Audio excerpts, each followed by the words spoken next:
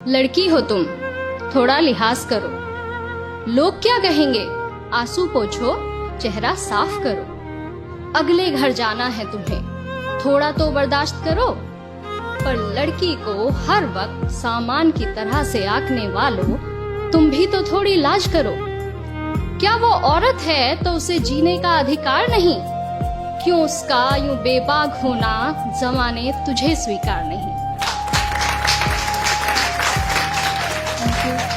मेरा नाम मोनिका सिंह है। आज की मेरी कविता फेमिनिज्म पर है। शुरू करने से पहले कुछ क्वेश्चंस मैं आप लोगों के सामने रखना चाहूंगी जो मेरी इस कविता के आधार हैं। आप लोगों से इसलिए क्योंकि आपसे और हमसे मिलकर ही समाज बनता है, राइट? तो पहला है कि महाभारत में जो द्रौपदी का चीरहरण हुआ था, क्या उसे रोक पाना वाकई में असंभव था?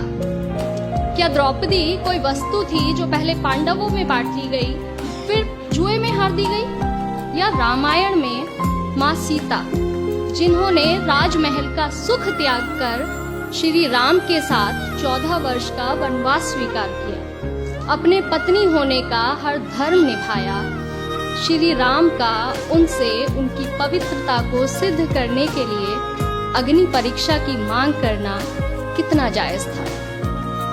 आज भी अधिकांशतः घरों में लड़कियों को घर से बाहर जाकर पढ़ाई करने की या नौकरी करने की इजाजत क्यों नहीं दी जाती है? क्यों लड़कियों को इतना बोझ समझा जाता है कि उन्हें गर्भ में ही मार दिया जाता है? क्यों समाज की सोच सिर्फ और सिर्फ लड़की पर आकर रुक जाती है? शुरू करना चाहूंगी। शीर्षक है, औरत हूं मैं, कोई सामान नहीं। सुख में सबके संग होती हूँ, दुख में अकेली रह जाती हूँ। दुनिया की नजरों में मैं कुदरत का करिश्मा कहलाती हूँ। परिचय किसी का मोहताज नहीं, खुद अपनी जुबानी कहती हूँ। रामायण महाभारत से ग्रंथों में मैं अबला नारी बन रहती हूँ। मैं वो भिक्षा हूँ पांडवों की जो आपस में बांट ली जाती हूँ। पुरुष प्रधान इस दुनिया में फिर जुए में हारी जाती हूँ। मैं वो सीता हूँ राम की, मैं वो सीता हूँ राम की जो रावण बन चुरा ली जाती हूँ। फिर वो अग्नि परीक्षा भी मैं हूँ जो माटी में समा दी जाती हूँ और आने वाले युगों के लिए एक इतिहास बना दी जाती हूँ। पर कौन हूँ मैं? पर कौन हूँ मैं? क्यों ऐसी हूँ? खुद से ये प्रश्न दोहराती हूँ।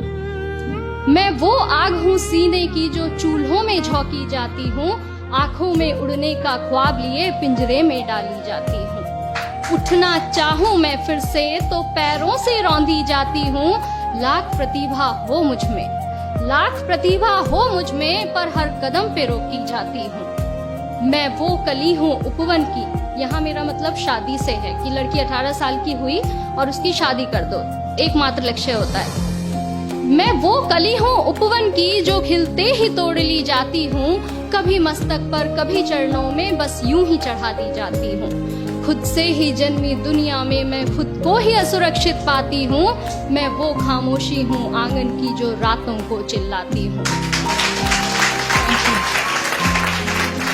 हवस भरी इस दुनिया में, हवस भरी इस दुनिया में हर रोज मैं बेची जाती हूँ। फिर लक्ष्मी का वो रूप भी मैं हूँ, फिर लक्ष्मी का वो रूप भी मैं हूँ जो घर घर में पूजी जाती हूँ। पर कौन हूँ मैं?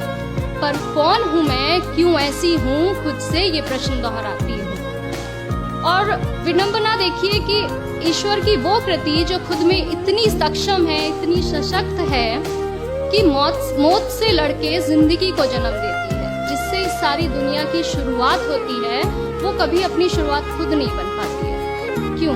तो इसी से प्रेरित कुछ लाइनें हैं कि क्यों आगाज नहीं मैं, क्यों आवाज नहीं मैं, क्यों सिर्फ मैं एक जरिया हूँ। आगाज कहते हैं शुरुआत को। क्यों आगाज नहीं मैं, क्यों आवाज नहीं मैं, क्यों सिर्फ मैं एक जरिया हूँ। आते जाते चंद लोगों का क्यों मैं सिर्फ एक नजरिया हूँ। क्यों शोर भरी इस दुनिया में मन में सिमटी खामोशी हूँ। अपने इन हालातों की शायद मैं खुद भी उतनी दोषी हूँ। पर एक बात कहूँ मैं ए दुनिया, पर एक बात कहूँ मैं ए दुनिया, मैं भी तेरे ही जैसी हूँ। मैं बेचैनी हूँ उस मन की जो चैन से जीना चाहती हूँ। मैं ख्वाब हूँ खुद की आंखों का जो पूरा होना चाहती हूँ। थक चुकी हूँ इन रूपों से अब, थक चुकी हूँ इन रूपों से अब खुद को पाना चाहती हूँ। औरत हूँ मैं, औरत हूँ मैं, कोई सामान नहीं और औरत बन जीना चाहती हूँ। खुद से पूछे प्रश्नों का एकमात्र ये उत्तर पाती हूँ। अपने सारे ख्वाबों के संग मैं भी नभ में उड़ जाना चाहती हूँ, नभ में उड़ जाना चाहती हूँ।